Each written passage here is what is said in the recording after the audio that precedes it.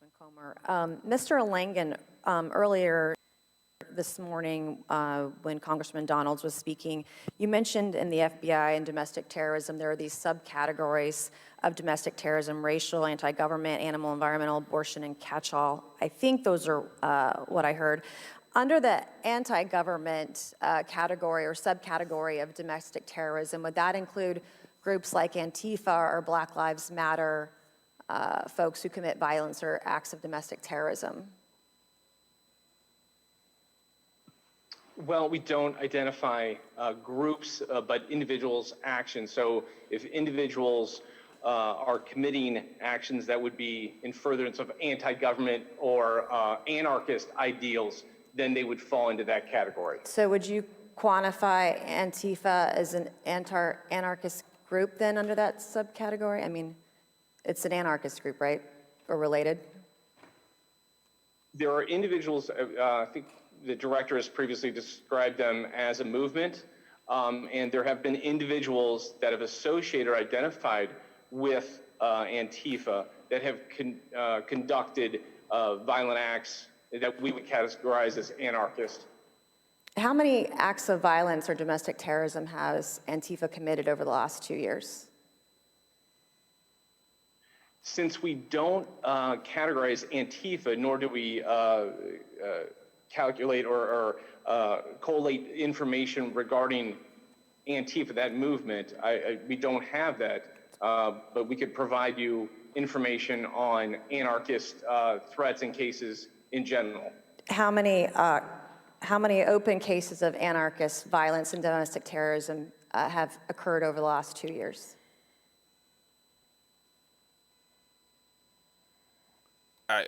Just, man, just.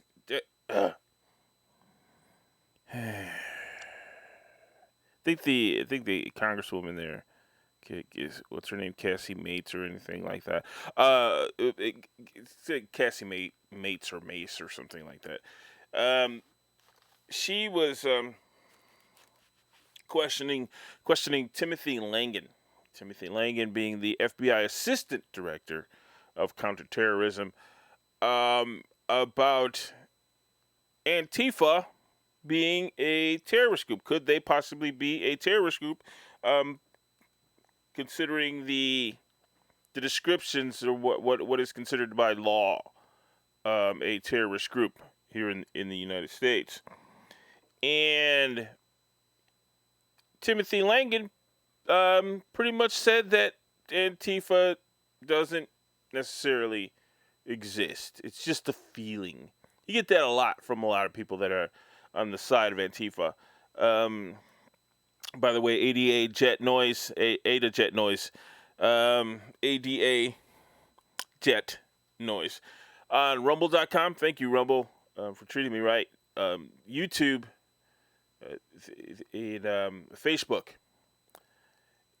Please, on Facebook, you can please go to my Facebook page, ADA Jet Noise, Ada Jet Noise, and whatever I don't get to do on the air because I am a father of a handicapped child and trying to keep trying to do my little parts here to make a livable house and take care of my family. So I don't always get to hit the air. And but when I do, I really do love doing this. So, you know, things start to fall into place, I'll get to do this a little bit more. But either way, but if we go to Facebook, I'm constantly posting on Facebook the latest news stories, opinions, the latest in pop culture, politics, and what have you. Please hit me up on Facebook, and if you have an opinion, even if it's to bite back at me for whatever reason, by all means, because I don't have to be right. I just have to start the conversation. Please. I in most cases, I want to be wrong about any negative direction that this country is going in. Unfortunately, I'm usually not wrong. I'm not making these things. our politicians, our news media, most of the negative things that are happening are because they are the culprits behind. They're the ones making things bad for most of us. But anyway, back to this whole thing where the FBI has pretty much admitted that Antifa, they don't consider Antifa to be a problem, that they're not an organization of any kind. Let's go to Gabriel Geip. This happened a little bit ago, and this video kind of transitions into there's kind of three parts to my episode today, my little show here today, and Antifa doing what they were doing and you saw it, what happened last summer was the mostly peaceful protest. You saw the mostly peaceful protests happening throughout the country with the burning down of the Wisconsin, within just outside of Milwaukee. Was it Kenosha? Was it Kenosha? That Minnesota, the Georgia, Philadelphia, Cleveland, Washington, L.A. The list was endless, pretty much. Of just they are trying to push these folks back. Let me give you earlier today. A little. Just a few blocks away, there was looting underway nearby. What was going on Police seem to have had enough. The nation erupted into scenes of chaos, violence, and widespread destruction into the early morning hours. Dozens of American cities up in flames after some protests turned into riots, often followed by looting as a nation simmering with unrest unraveled. How long can you be peaceful when your people are dying? In Los Angeles, hours before a curfew was ordered, the city became a war zone. After attempting to breach television studios, large groups torched police cruisers as officers fired back with rubber bullets. Before nightfall, the looting began. Department stores, jewelers, and high-end apparel shops trashed by unruly mobs. The mayor calling on the governor to dispatch the National Guard for the first time since the Rodney King riots in 1992. Strikingly similar scenes and issues of injustice, 28 years apart. We've seen this before. It's just brilliant how Antifa exists by, or I should say, does not exist by existing. These movements, the whole thing about Antifa is you just need some funding, and a lot of like little angry little groups will be glad to join in to this violent movement, if you will. They are indoctrinated by people like the teacher I was talking about a little bit earlier, Gabriel Geip, which I kind of wanted you to show you what Gabriel Geip, someone like Gabriel Geip, because in all honesty, Gabriel Geip is a nobody, but he believes he's a somebody by encouraging your children. You send your kids to school, and Gabriel Geip encourages your children to do things like this. They call them protests and rallies and what have you. And I was watching The Wonder Years, a new episode of the Wonder Years. Or I should say the what do they call it? Reboot of The Wonder Years.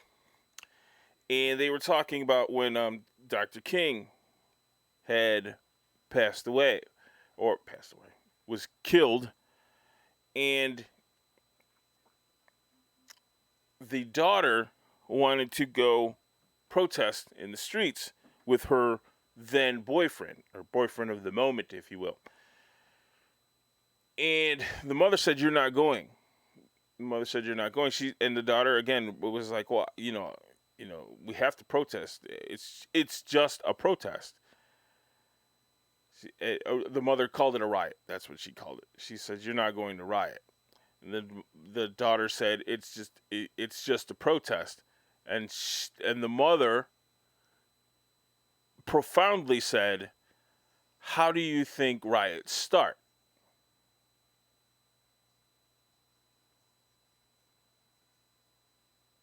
Indeed, incredibly profound.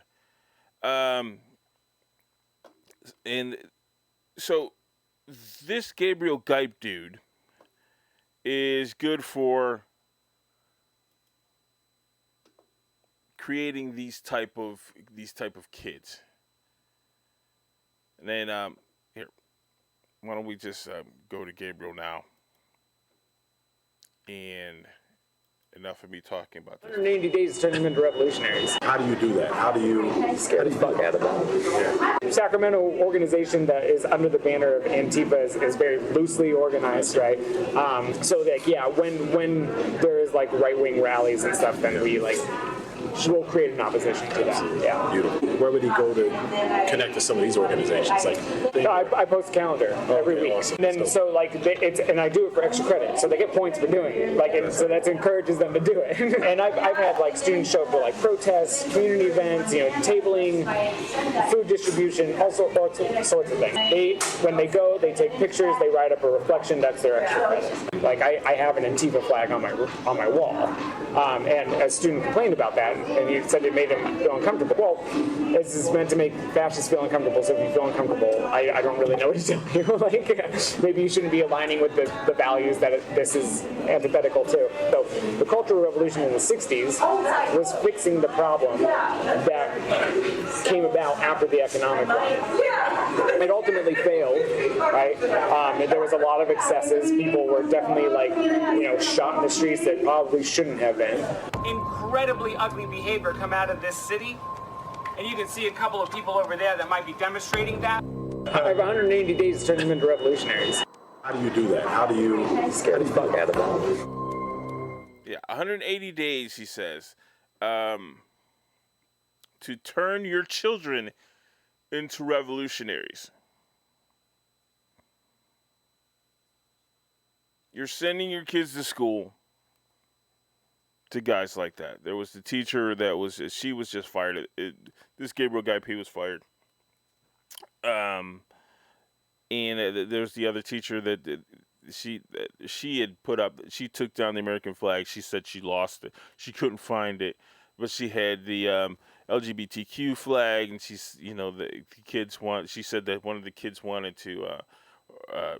What do we pledge our allegiance to? And she giggled and while she was telling the story, she giggled and she says, "Well, why don't you use that flag, the LGBTQ flag?"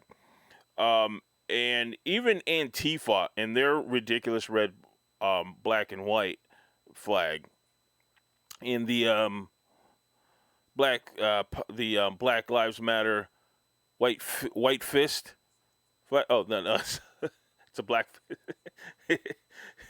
The Black Fist flag, all of those flags fall under these stars and stripes, whether they like it or not. Whether they don't, in fact, they don't have to like it. But without the stars and stripes flag, none of those flags will exist. Indeed. But Gabriel Geip, you can see, is the kind of guy that is an Antifa, let's call him a sergeant, the boot camp. He is he's leading a boot camp, making your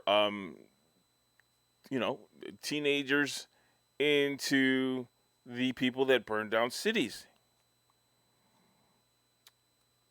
And the FBI again is choosing to ignore that. But they are not choosing to ignore what parents are doing. And what I mean by that is parents, the FBI is now, they released a memorandum. And I'm going to read this. And it's frustrating. It's frustrating enough to me.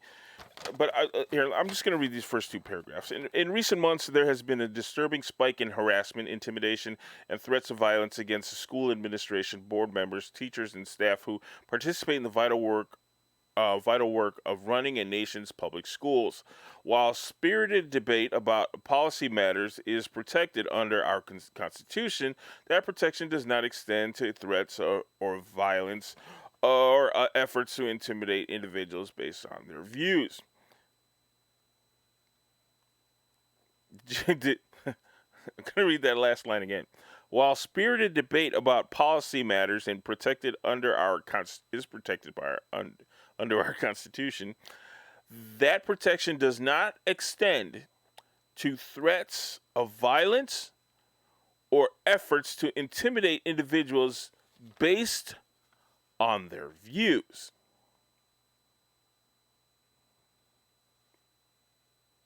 Just a few minutes ago, I posted young people in the streets burning down cities, attacking human beings. How many officers died because of the protests of last summer, the summer of 2020, the summer of love, if you will? How many officers? Threats against public servants are not only illegal, they run counter to our nation's core values. Those who dedicated their time and energy to ensuring that our children receive proper education in a safe environment deserve to be able to do their work without fear or... okay, so that is the whole point of this little memorandum thing is that now parents who are standing up to the schools for whatever reason, whether it be the mask debate, because a lot of parents do not want their children wearing masks. If you want your children wearing masks, you send them to school wearing a mask. If your kid wants to wear the mask, they'll wear the mask. If you do not want your children around children that do not want to wear masks or are not wearing masks, then you take your children out of that school. You say that's not fair. I say that because you're worried, other people have to do what you want. That's what's not fair. There's that. And then we have this. This is a little explicit. What I'm going to play is a little explicit. So whether or not you want your children around, but there is some strong language in this. This is a parent, a mother, that's going to read from a book that was assigned reading. It was assigned one of the assigned reading books, if you will, pieces of literature, to her son. Her son, I believe, is in the 8th grade, a big kid, but that's not shocking anymore. But the book is called Lawn Boy. I'll let her explain exactly what the problem with Lawn Boy is. Okay, so wait a minute, and we're going to do that. Here we go. All right, we're going to let her explain what exactly the problem is with Lawn Boy. This is my son, Cameron. He attends Leander High School, and I'm going to explain to you the book that he received. But Mr. McKay, I pray you're a man of your word. Last week, I asked my children if I could check the books that they've picked up from the school. My son picked up this brand new book from the shelves in class, Lawn Boy. He was under the impression it was about a kid that ends up with a gig mowing the grass at Disneyland. I'd like to share a few quotes with you. This first one, just turn it around. On page 19, not that it really matters in 4th grade, at a church youth group meeting out in the bushes, I touched Doug Goebel's dick, and he touched mine. In fact, there was even some mouths involved. Next one, page 91. What if I told you I touched another guy's dick? What if I told you I sucked it? I was 10 years old, but it's true. I put Doug Goebel's dick in my mouth. I was in 4th grade. It was no big deal. He sucked mine too. And you know what? It wasn't terrible. Page 174. I don't know if I made a sign for this one. Yeah, I did. He talked about old times at the church, but never mentioned our penises or the fact that he never said 10 words to me after our little foray in the bushes. Not a single reference to holding or tugging or sucking dicks. All I could think about while he was chatting me up was his little salamander between my 4th grade fingers rapidly engorging with blood. Page 230, I didn't make a sign for this. Why won't you admit we sucked each other's dicks? We shared a Hershey's bar, then you showed me your dick. The next thing I know, it's in my mouth. We sucked each other's dicks, and you're pretending it didn't happen. What sort of diversity are you intending to teach my child with material like this? In addition, I'll share with you the exceptional quality of vocabulary. I stopped counting on page 66 after 44 fucks and 41 shits.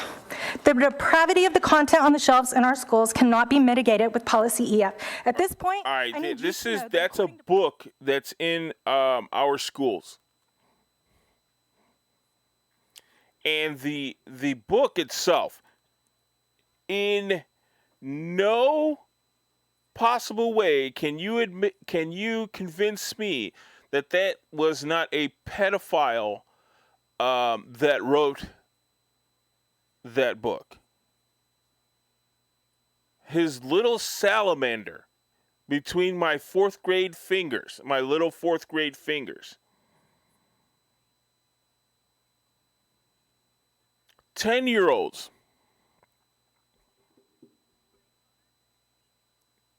A book that's okaying 10-year-olds to have oral sex.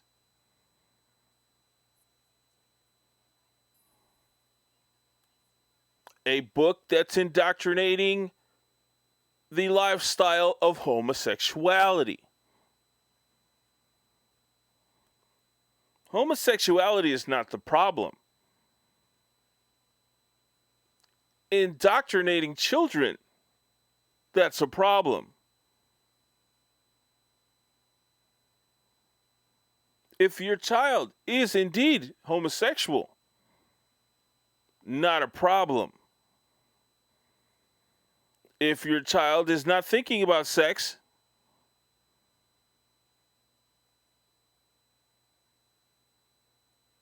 and a school assigned book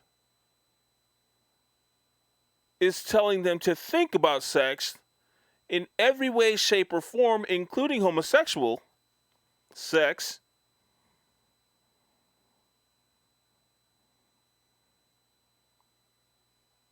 heterosexual sex, sex in general, you got yourself an issue.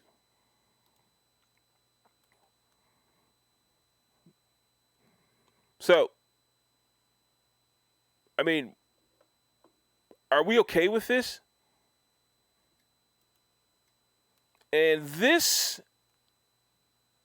is the very tiny example of what is being considered a threat to school public officials. People will get into that, into things like that, the mass debates, the CRT, the teaching of CRT. If you haven't seen, I've done that before. I've done that in an episode before, but teaching of CRT, where they're teaching that black children are second-class citizens to white children, and white children need to consider that. That's what they're teaching you in your schools. That black children cannot make it because white children are always going to make it. That is what CRT is. So the best way to handle that, and this is the other part of what they teach in CRT, is the best way to handle that is to dumb down, to get white children out of the way, because your black children are not smart enough to catch up to where white children are emotionally, educationally, intellectually. That is what CRT is. You don't encourage black children to step up. You instead convince white children to step back.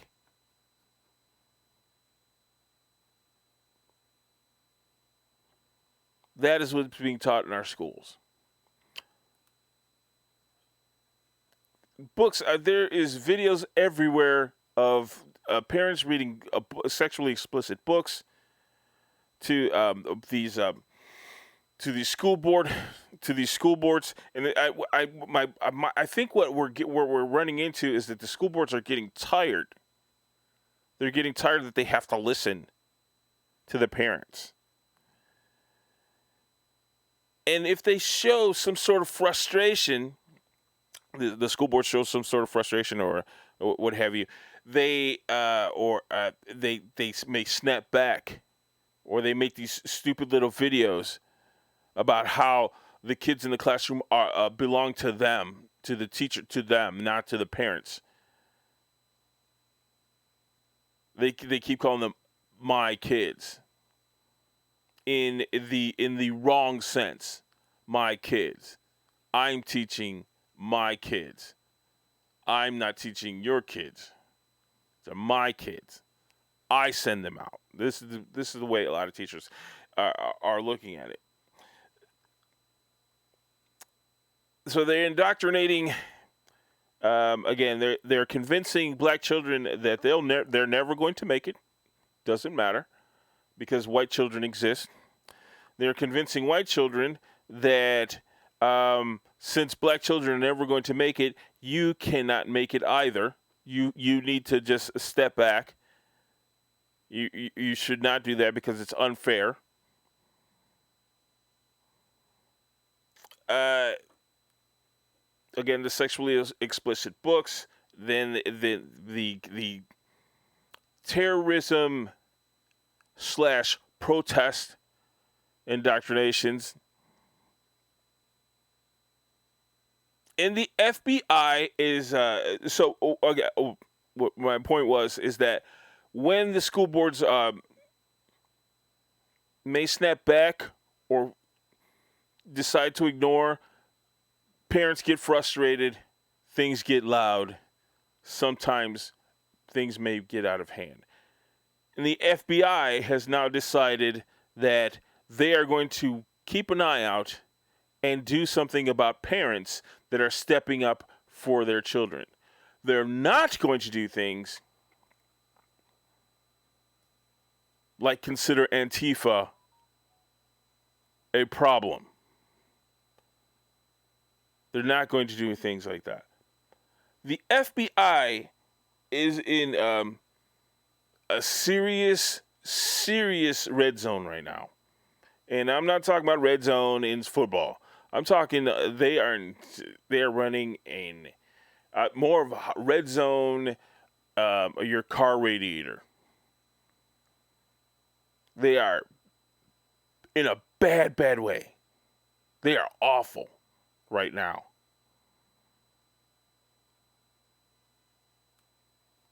FBI has a history, just a flat out history of doing bad things. But they are not afraid anymore. They don't have to hide it from the public anymore because of who is in power, the politicians in power right now. Just in recent history, the breach on the Capitol on January 6th, the Proud Boys, the Three Percenters, FBI was actually a part. It infiltrated those groups. And just recently where it said that the FBI was pretty much the ones that planned the breach on the Capitol. Because the Proud Boys, the FBI had to admit, the Proud Boys had nothing, they had no plans of going in and starting any violence. The FBI had to admit that. The Three Percenters, none of these groups had any intention of violent behavior on January 6th. But there's plenty of evidence that the FBI encouraged and helped plan a breach. The Whitmer, the group that was quote unquote supposed to kidnap Governor Gretchen Whitmer, Michigan Governor Gretchen Whitmer, the FBI planned it. They were the ones that planned it.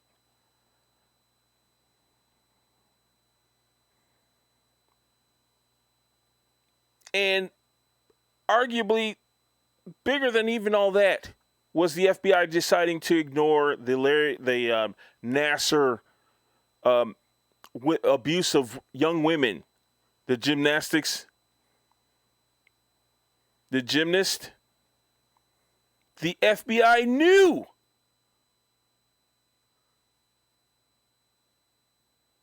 And decided to ignore that those young women were being abused. If you get a chance, you can see Kayla Maroney's. Is it Kayla Maroney's? One of the young ladies, one of the young gymnasts. I'm going to post that. I'm going to post that particular video where she is explaining that they went to the FBI, and the FBI chose to ignore the whole Nassar situation. The FBI is not to be trusted. Not anymore. Quite frankly, never. They were never to be trusted. And it's a shame, because I thought every organization might have a couple of bad apples, but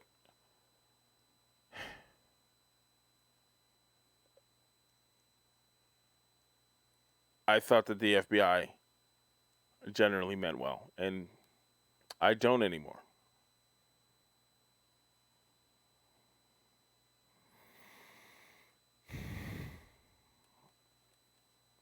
So now what? They've got remember the guy during the breach, the Capitol breach, with the horns and the flag and stuff like that. That guy's facing up to 28 years. All he did was talk loud, wear no shirt, wear bull horns, and walk around with a flag inside the Capitol. He didn't breach. He just walked in.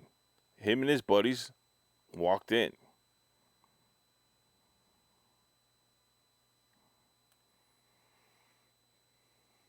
And that's all. This guy's facing up to 28 years. Parents do not want their kids indoctrinated. Many do not want their kids wearing masks. Many Many don't want these sexually explicit books, signs. They don't want that in the schools. People don't want. Black people do not want their children to be told that they can't do anything.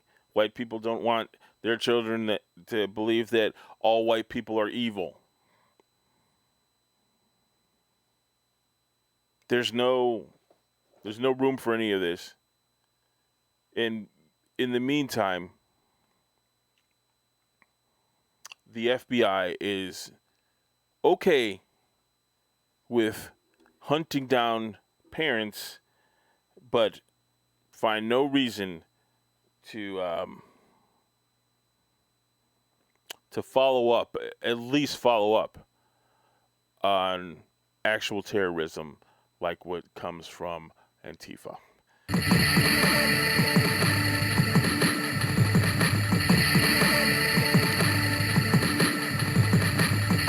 How many of you feel good about years ago when you said, they can follow me all they want, they're not going to find anything.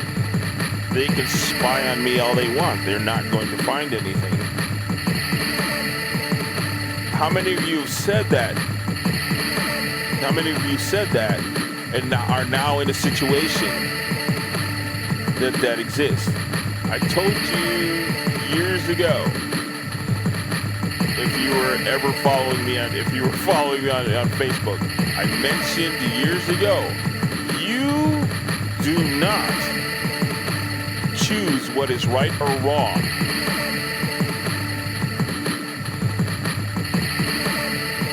I mean, you can if you want to, but you don't get to.